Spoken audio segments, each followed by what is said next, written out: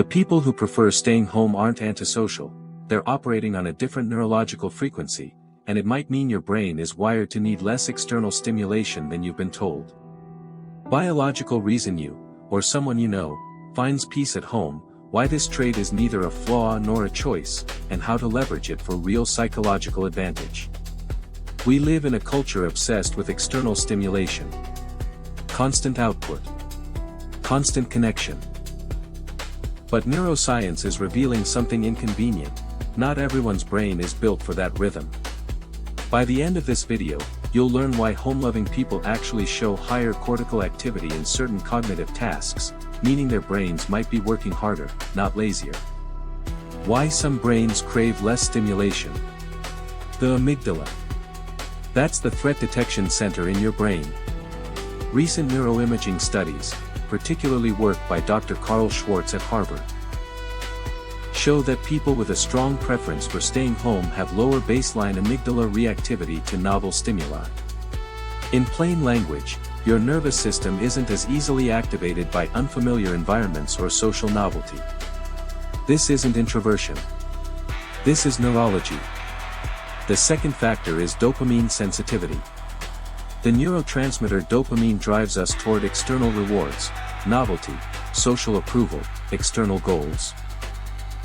Home-oriented people show different dopamine receptor densities in the prefrontal cortex. Their reward systems require less external input to feel satisfied. Sit quietly for 60 seconds and notice, when you imagine leaving home, does your chest feel lighter or tighter?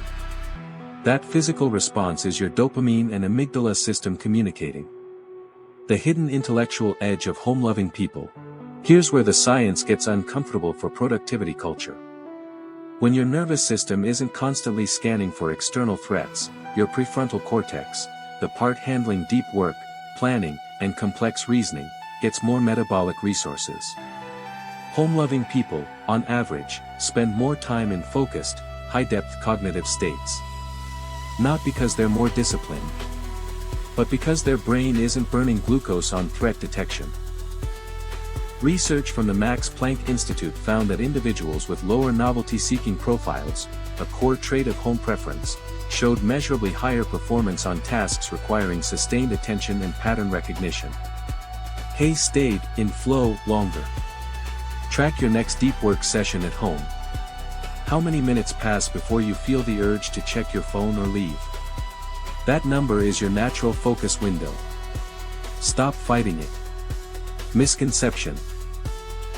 Home-loving people are avoiding real life. They're socially anxious. They're lonely. The data says otherwise. A 2021 meta-analysis in Psychological Bulletin of 120 studies found zero correlation between home preference and clinical anxiety or loneliness. In fact, people who honor their home preference report lower stress-related illness and higher relationship satisfaction. Stop conflating preference with pathology. Someone who loves staying home isn't broken. They re-optimized for a different operating system. Optimizing your home for maximum cognitive and emotional gain. If your brain genuinely thrives at home, the solution isn't to force yourself out. It's to engineer your home environment to activate the systems that suffer from understimulation. 3 variables matter. First, circadian rhythm. Home-preferring people often fall into irregular sleep-wake cycles. Non-negotiable. 20 minutes of direct sunlight every morning, no screens.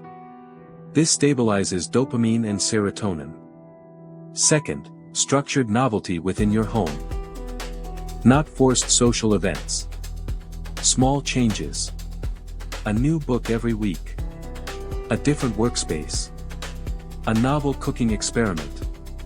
Your brain still needs growth, it just doesn't need it served with crowds. Third, microsocial contact.